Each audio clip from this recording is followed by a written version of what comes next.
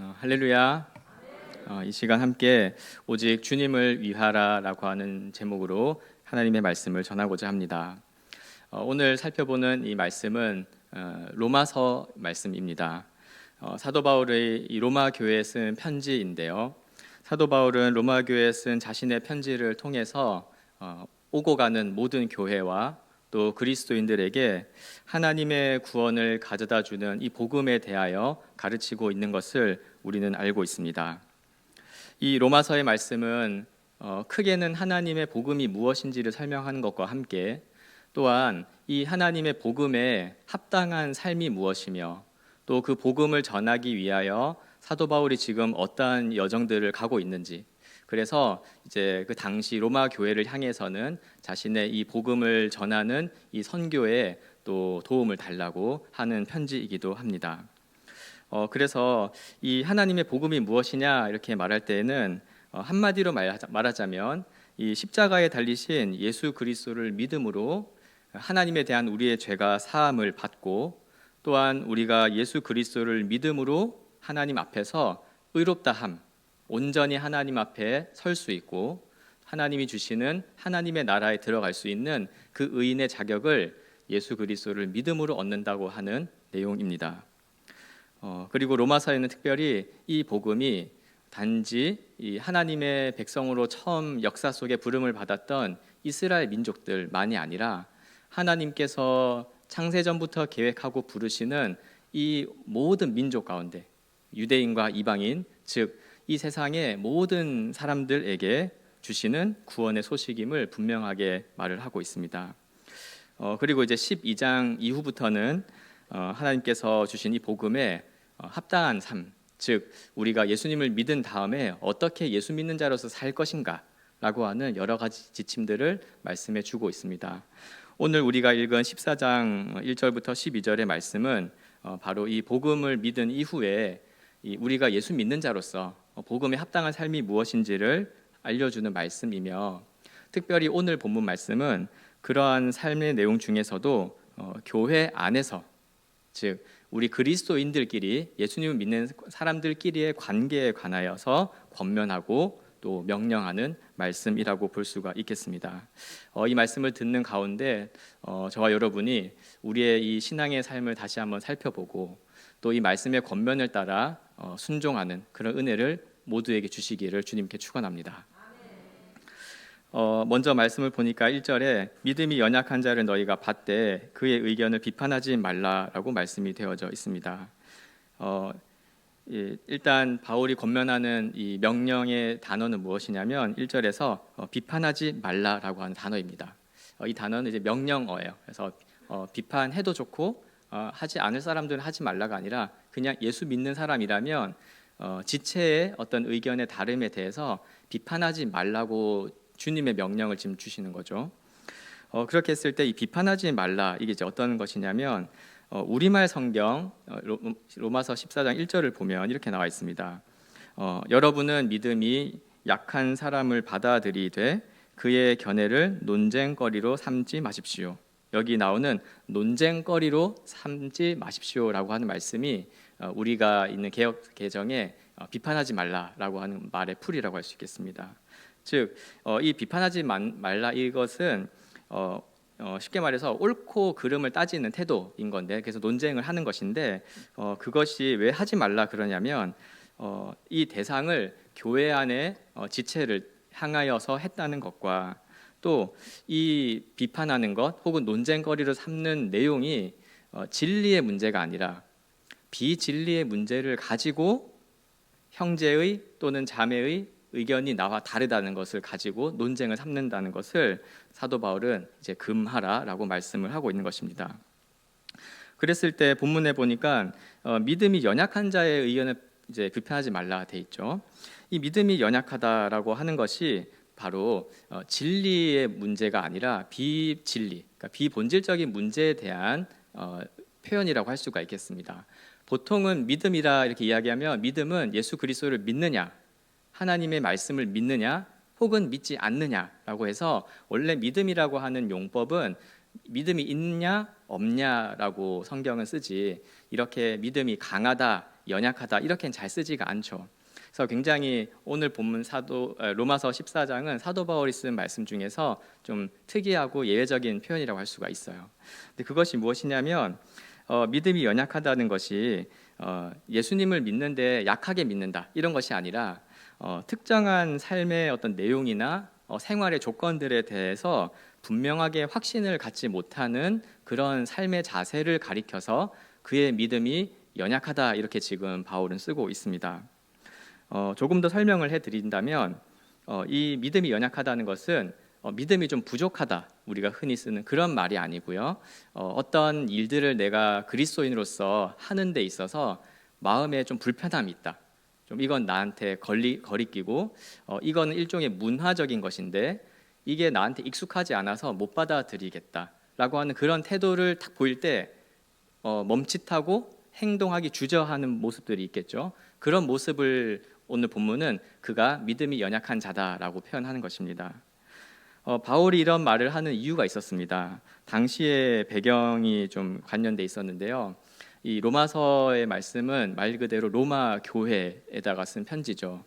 당시 로마 교회는 이제 지금도 로마는 이탈리아의 그 로마를 말합니다. 그 로마는 이제 로마 제국의 심장부고 황제가 있는 그런 곳이죠.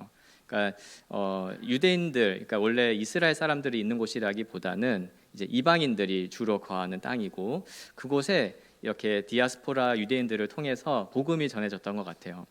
그래서 사도 바울이 이 로마서를 쓰는 시점만 해도 로마에 가지는 못했습니다. 그런데 이미 이제 그리스도인들이 복음을 들고 다니면서 이미 로마 같은 그런 대도시에 이 제국의 심장부인 도시에 예수 믿는 사람이 모여서 예배를 드리고 있는 거예요. 그런 상황 속에서 이 로마에는 주로 그 누가 예배를 드리고 있었냐니까 당연히 이제 유대인들보다는 이제 이방인들 출신, 이제 로마 사람들, 로마의 문화에 있는 이방인들이 이제 복음을 듣고 예수를 믿고 예배를 드리고 있었던 것 같습니다. 그리고 뭐 기록에 보면은 이 AD 49년경에 이제 그 글라우디오 황제, 이제 일반 세계사에선 클라우디우스 황제가 이제 유대인들을 추방하는 사건을 벌입니다. 유대인들이 어떤 갈등을 일으키는 것 때문에 로마 제국 같은 경우는 지금도 마찬가지지만 제국은 이렇게 그 바깥으로는 전쟁을 수행하지만 그 땅 안에서는 조금이라도 분란이 일어나는 걸 싫어하죠. 아마도 이제 그 유대인들이 어떤 신앙의 문제, 율법의 문제, 특별히 초대 그리스도인들과의 관계 때문에 문제가 있었던 것 같아요. 이거를 알고 이제 클라우디우스는 황제는 정치인이니까 이것을 판단해서 유대인들은 로마에서 다 나가라 해서 강제 추방을 시켰다가 그가 죽은 이후에 유대인들이 다시 돌아오게 됩니다. 그런 상황이기 때문에 로마 교회는 거의 다가 이제 이방인 출신의 그리스도인들이 모여 있고 거기에 이제 아주 소수의 몇 자리의 유대인 출신, 그러니까 진짜 이스라엘 사람인데 예수를 믿고 구원받은 유대인 출신의 기독교인들이 이제 있는 거죠. 소수로 앉아 있는 것입니다. 그렇기 때문에 이들에게는 이제 다수의 이방인들이 그냥 아무렇지 않게 하는 풍습과 생활들이 좀 불편하고 거리껴지는 게 있었어요. 그게 보니까 2절에 어떤 사람은 모든 것을 먹을 만한 믿음이 있고 믿음이 연약한 자는 채소만 먹느니라 이렇게 돼 있죠. 이제 먹는 문제가 있었습니다. 왜냐하니까 당시에 이 고기는 특히 고기 문제인데 육류는 지금처럼 정육점을 통해 유통되는 것이 아니라 모든 고기는 다 이방 신전의 제사 제물이었습니다. 그것을 끝나고 이제 유통하는 형태였기 때문에 로마 시내에서 고기를 사서 구워 먹으면 일단 무조건 제우스든 무슨 신에게 바쳐진 고기였던 거예요. 그거를 유대인들도 알고 있죠. 거기 생활하고 있으니까. 그러니까 유대인들의 생각에서는 이방 제사에게 바쳐진, 그러니까 우상에 바쳐진 제물을 내가 감히 먹을 수가 없다. 그래서 정말 어떤 사람들은 그게 너무 거리껴서 채소만 먹는 믿음을 가지고 있다는 거예요. 그래서 이거는 예수님을 이게 믿는 게 약하다 강하다가 아니라 예수님을 똑같이 믿지만 그러나 나는 정말 태생부터 율법을 지켜온 사람이니까 그 율법이 예수님의 이 구원에 의해서 이제 자유하다 하더라도 거리껴지는 것들이 있는 것이죠. 이게 그리고 또한 5절 같은 경우에는 어떤 사람은 이 날을 전날보다 낮게 여기고 어떤 사람은 모든 날을 같게 여기나니 각각 자기 마음으로 확정할지니라 이렇게 말씀이 있습니다. 먹는 것과 함께 또 바울이 예를 드는 것은 날짜예요. 그러니까 이 날은 이제 우리는 모든 365일이 똑같지만 유대인들에게 이 1년 365일은 이제 절기라고 해서 율법에 기록된 절기법에 의해서 어떤 날짜는 특별한 풍습을 행하여서 하나님의 구원하심을 기억하는 그런 날들이 있었습니다. 뭐 유월절 같은 경우는 어린 양을 이제 잡아먹기도 하고, 또 뭐 수장절, 초막절 같은 경우는 또 텐트를 쳐놓고 광야에서 하나님이 우리를 인도하신 것을 기념하기도 하고, 그런 날들을 지키면서 사는 것이 단순히 풍습이 아니라 그게 신앙의 내용이었어요. 그게 하나님을 믿는 거다라고 생각을 해왔는데, 이제 하나님께서 예수님을 통해서 이 모든 율법의 규례들을 완성하신 후에는 자유케 되었죠. 그러나 여전히 유대인들에게는 이것이 거리꼈던 것 같아요. 그러니까 이제 함께 로마 교회 예배당에서 이렇게 예배를 드릴 때 예배 끝나고 우리처럼 식사를 할 때 이제 고기 반찬이 나온다. 그럼 우리는 아주 기쁨으로 먹겠지만 구석에서 어떤 한 사람들은 먹을까 말까 괴로워하거나 혹은 막 먹고 있는 사람들을 보면서 무슨 개걸스럽게 먹는 사람, 이렇게 해선 안 된 짓을 하는 사람처럼 이렇게 쳐다보고 있는 한 부류의 사람들이 있는 거예요. 그런 것 가운데 이제 아마도 다수의 사람이었던 로마인들, 그러니까 이방인들이 그 유대인들이 그렇게 고기도 못 먹고 또 어떤 날짜는 막 철저하게 지키려고 하는 것을 보고 조금 비판했던 것 같습니다. 그래서 아니, 하나님께서 예수 그리스도를 통해 주신 자유가 있는데 너희는 왜 그걸 쓰지 않느냐? 혹시 정말 예수님을 믿는 게 맞아? 라고 할 정도까지의 어떤 말이었던 것 같아요.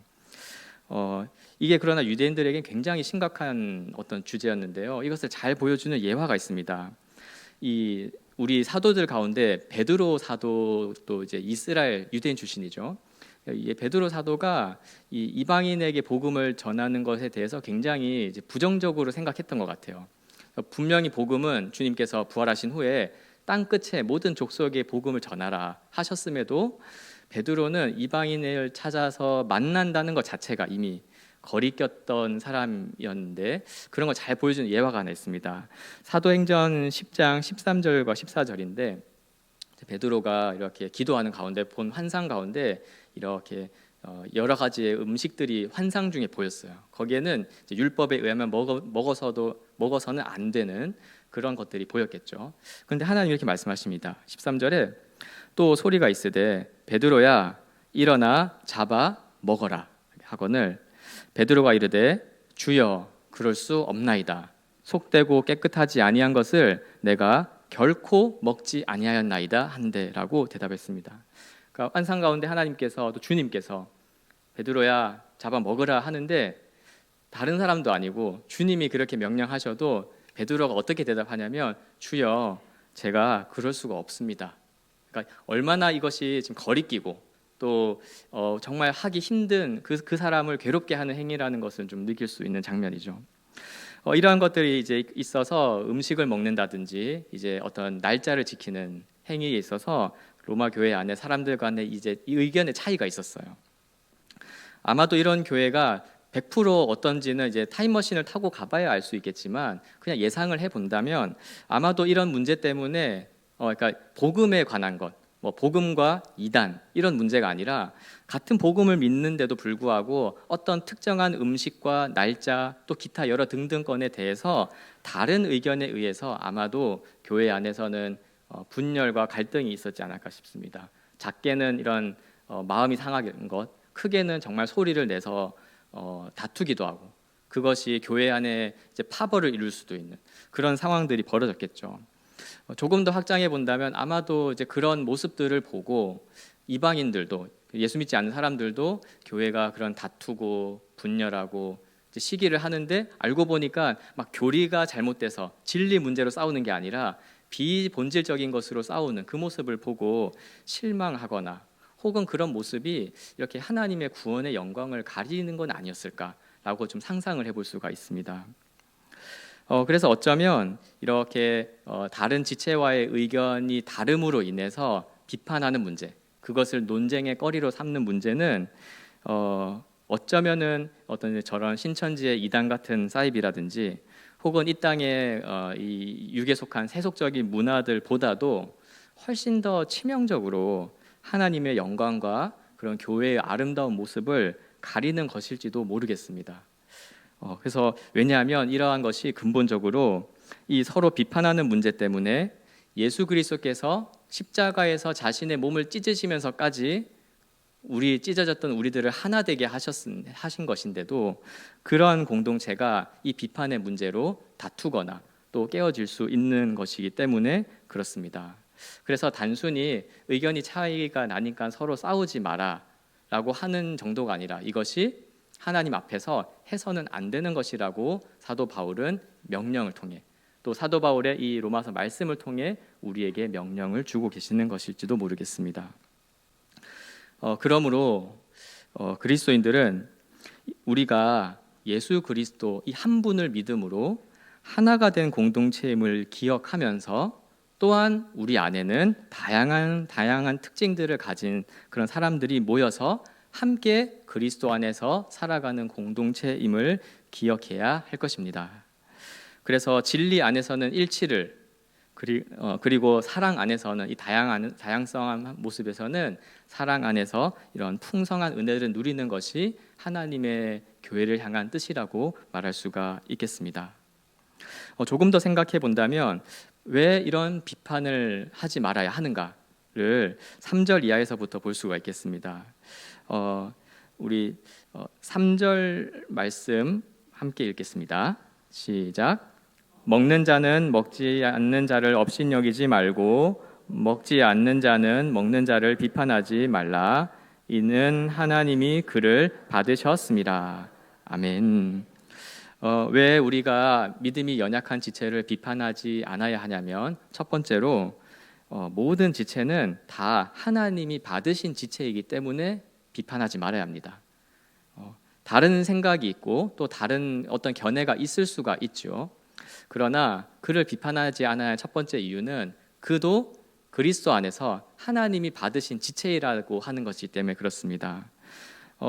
바울은 이 말씀 가운데 이 다른 지체를 향해서 이 다른 지체를 향해 비판하는 것을 가지고 그 남의 하인을 비판하는 그런 어리석음이다라는 비유적인 표현을 쓰죠.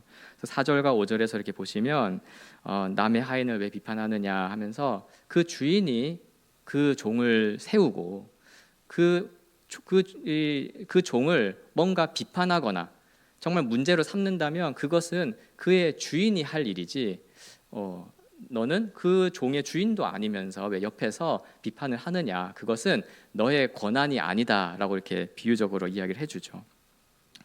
왜 그렇냐면 어떤 이유가 있겠죠. 비판에 어떤 이유가 있겠습니다. 그러나 지금 우리가 비판을 하고 있는 어떤 그 대상은 우리 교회 지체는 바로 남의 하인이며 또한 그 하인은 하나님을 섬기는 하나님의 종이라는 것을 기억하라는 것입니다. 만약에 우리 안에 믿음이 연약한 지체가 있고 또 로마서 15장의 표현은 이제 반대의 표현으로 믿음이 강하다 이런 표현도 씁니다. 그래서 믿음이 연약한 지체와 믿음이 강한 지체, 즉 어떤 율법에 규정하는 부분에 있어서 좀 철저하게 지키는 것이 속이 편한 지체가 있고 자유롭게 해도 괜찮은 지체가 있는 두 부류가 있는 거예요. 그랬을 때 믿음이 연약한 지체는 어떻게 구원을 받습니까? 예수 그리스도를 믿음으로 하나님이 받으심으로 구원을 받죠. 만약에 믿음이 강한 지체도 마찬가지입니다. 다른 방법으로 구원을 받은 것이 아니라 동일한 예수 그리스도를 믿음으로 하나님이 그의 종으로 받으심으로 구원을 받아주신 것이죠. 그러므로 우리 모두는 믿음이 연약하거나 강하거나 다 같은 복음을 믿고 구원을 받은 소중한 형제 자매요 하나님의 권속이라는 사실을 기억해야 할 것입니다. 그래서 진리가 아닌 일에 대해서는 내가 옳다 혹은 적어도 나 정도는 돼야 되지 않는가, 혹은 신앙생활 하려면 나처럼은 해야 되지 않는가라고 하는 그런 어떤 고정된 생각으로 믿음이 연약한 지체들을 혹은 강한 지체들을 판단하지 않도록 조심해야 하는 것입니다. 나와 다른 지체들의 다른 생각과 삶의 모습들을 너그러이 받아줄 수 있는 것이 또한 신앙의 생활이라고 말할 수가 있겠습니다. 그리고 사실 우리 모두가 다 하나님 아버지와 완전히 다른 생각을 가지고 있었어요. 그래서 하나님의 뜻에 완전히 180도 반대되는 생각과 삶으로 가득 차 있었던 존재인데 하나님께서 어떻게 하셨습니까? 그때 비판하셨다면 우리 모두는 구원받지 못했겠죠. 누가 하나님 앞에 비판을 받지 않으면서 구원을 받을 수 있다고 자신할 수가 있겠습니까? 그런 사람은 없습니다. 그래서 하나님께서 그리스도를 우리에게 주셨고 그리스도 안에서 정말 하나님의 큰 은혜와 크신 사랑을 보여주셔서 우리를 받아주시고 하나님의 자녀 되게 하시고 그리고 하나님의 일꾼이 되게 해주신 거예요. 이러한 것을 생각으로 이 은혜를 크게 생각하여서 우리 지금 함께 예배드리고 또 함께 신앙생활하고 또 더 넓게는 함께 이 그리스도의 복음 안에서 하나 된 그리스도의 모든 교회 지체들을 생각할 때 그들을 용납하고 받아주고 또 사랑하는 마음으로 대하는 것이 하나님의 뜻인 것입니다. 두 번째로 왜 다른 사람과는 지체를 비판하지 않아야 하냐면 우리 모두가 다 주님을 위하여 살고 있는 존재이기 때문에 그렇습니다. 우리 7절과 8절을 함께 읽어볼까요? 우리 중에 누구든지 자기를 위하여 사는 자가 없고 자기를 위하여 죽는 자도 없도다. 우리가 살아도 주를 위하여 살고 죽어도 주를 위하여 죽나니 그러므로 사나 죽으나 우리가 주의 것이로다. 아멘. 네, 우리 모두는 다 주님을 위해 살고 있습니다. 믿음이 강한 자도 믿음이 연약한 자도 어떤 특정한 삶에 대해서 거리낌이 있는 자도 거리낌이 없는 자도 다 모양은 다르고 삶의 내용은 다를지라도 동일한 믿음으로 동일한 대상을 향하여 곧 주님을 위하여 살아가고 있습니다. 그렇기 때문에 우리는 다른 지체의 다른 의견을 비판하지 말아야 하는 것입니다. 왜 그렇습니까? 그는 내가 보고 있는 어떠한 비판한 지점이 있다 할지라도 진리의 문제가 아닌 지점이라면 그는 동일하게 나와 함께 하나님을 섬기고 주님을 위하여 사나 죽으나 주님을 위하여 살려고 생각하고 있는 그런 마음을 품고 있는 소중한 지체이기 때문에 그렇습니다. 그래서 우리는 항상 형제 자매라고도 표현하지만 또 어떤 면에서 믿음의 동력자다 이런 말도 많이 쓰죠. 함께 일하고 있는 주님을 위하여 함께 일하고 있는 하인들인 거예요. 그러한 것을 생각하면서 그 지체의 다른 의견을 비판하기보다는 받아주는 것을 생각해야 하겠죠. 우리 모두는 각자 처한 삶의 형편이 있습니다. 그러나 우리 각자는 그 속에서 나름대로 하나님이 주시는 말씀을 따라가려고 하고 있고 또 그 말씀을 통해서 주님은 성령을 통해 인도하십니다. 그렇기 때문에 우리가 똑같은 모습이 아니라 각자 처한 위치에서 다양한 모습으로 주님을 위해 살고 있는 것입니다. 우리가 이 사실을 기억하고 물론 주일에 모여 예배드릴 때에는 아주 이제 그런 다양성들을 좀 이렇게 통일시켜서 시간도 맞추고 좀 형식도 맞추고 순서도 맞추어서 하나님을 섬기지만 우리 각자의 삶 속에는 또 우리의 생각 속에는 또 다양한 뜻과 의견을 가지고 주님을 섬기고 있는 것이죠. 그렇기 때문에 교회 안에서 혹은 그리스도인들과의 관계 가운데에서 우리가 조심해야 될 것은 무엇이냐면 이 형제 혹은 이 자매가 좀 나와 비슷한 스타일인가, 좀 나와 좀 공통 분모가 맞고 좀 세상적으로 표현하자면 좀 나랑 수준이 맞는가 이런 것을 따지면서 그 지체를 바라보아서는 안 되겠죠. 그런 것과 상관없이 우리는 이 복음이라고 하는 이 진리 하나만으로 함께 주님을 섬기고 있는 사람들인 것입니다. 그래서 오히려 주님을 위한 삶의 모습이 나에게 없는 생각과 내가 할 수 없는 그런 헌신과 행동 또 내가 생각하지 못했던 것들을 생각하고 있는 그런 모습들을 보면서 다양한 모습과 다양한 의견으로 각자 주님을 위해 살아갈 수가 있는 것이구나 라고 볼 수 있어야 하고 또 그런 부분들을 칭찬할 수 있어야 되고 또 함께 어떤 때는 그런 것을 도전받고 또 필요하다면 협력하여서 이 교회를 또 주님의 이 사명을 감당해 나아가야 하는 것이 합당한 것입니다.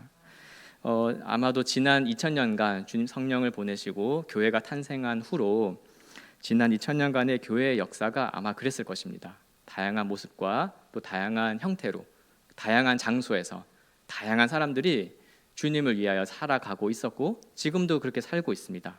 같은 복음 안에서 있지만 모습은 다양한 것이죠.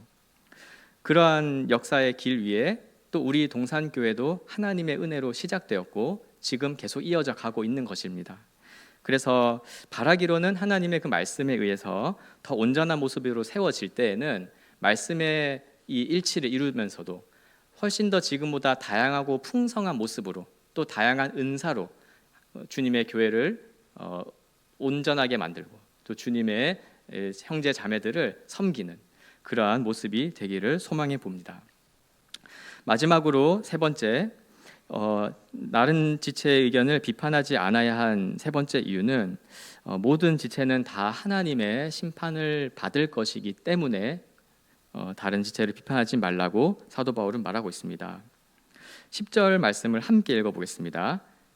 내가 어찌하여 내 형제를 비판하느냐, 어찌하여 내 형제를 업신여기느냐, 우리가 다 하나님의 심판대 앞에 서리라. 아멘.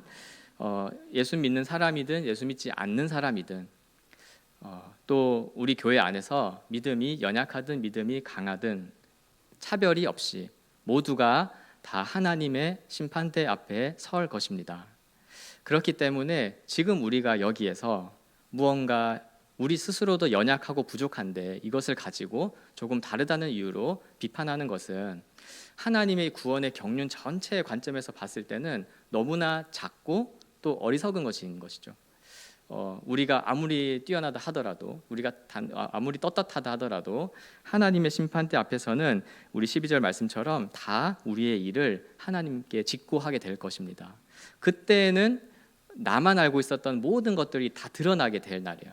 내 스스로가 그 말을 할 것이기 때문에. 그리고 하나님은 그 재림하시는 다시 오시는 그 주님을 통하여 우리를 심판하시겠죠. 그런데 이것은 이제 사도 바울이 이것을 어떤 우리를 좀 겁주려고 하는 그런 말씀이 아니라 다 주님이 판단자시고 다 주님이 심판자이시고 반드시 재림이 있어서 그때 심판받을 것이라는 것을 생각하며 우리가 누군가를 비판하거나 논쟁거리로 삼지 말고 오히려 지금 주님의 은혜를 생각하며 받아주고 또 용납하고 주님 다시 오시는 그 날을 기다리고 소망하면서 살아가도록 요청을 하는 것입니다. 그래서 믿음이 연약한 지체도 마지막에 되면 주님의 심판을 받는 것이고 또 믿음이 강한 지체도 똑같이 마지막에는 주님의 심판을 받게 됩니다.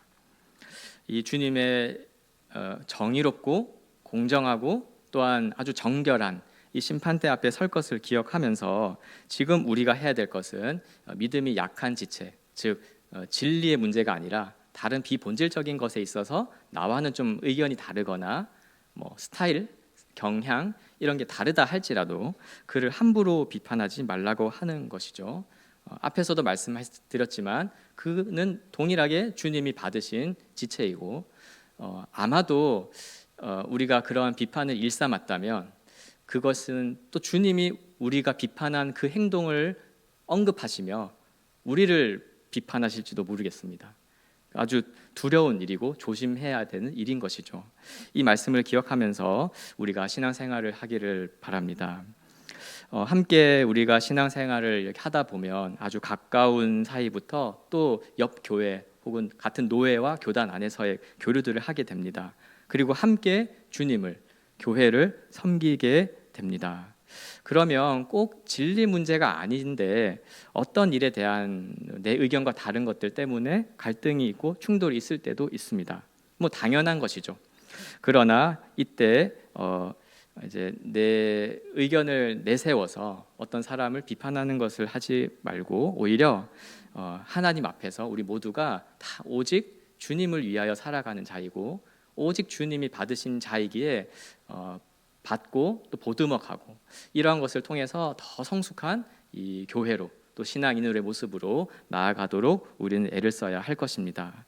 이를 생각하면서 우리는 우리의 행실을 바로 잡고 또 비판하기보다는 용납하는 그 모습을 통해서 하나님이 영광을 받으신다고 하는 사실을 기억하기를 주님의 이름으로 축원합니다. 말씀을 맺습니다.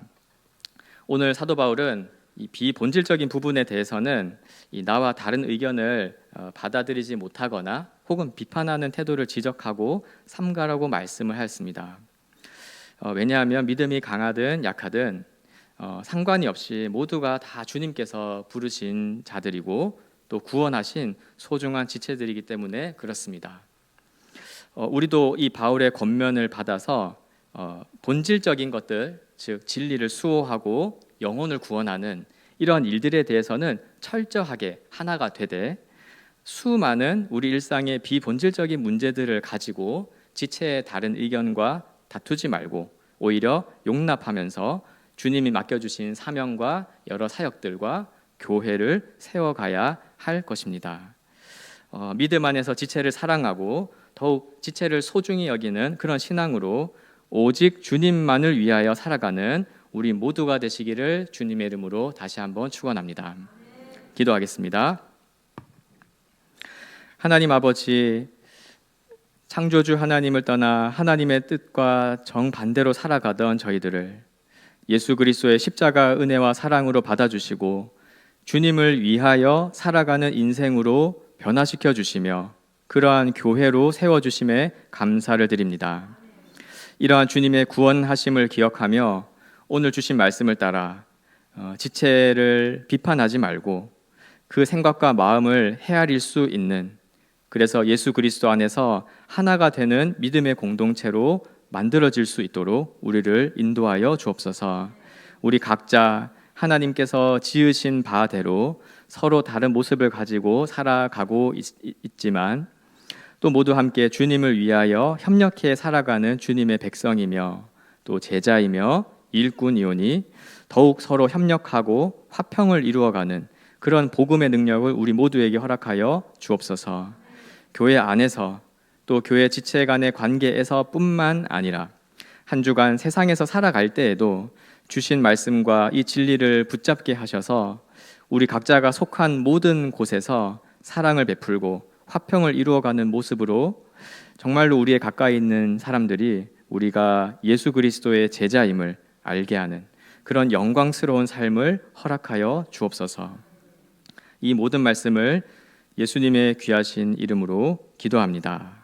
아멘.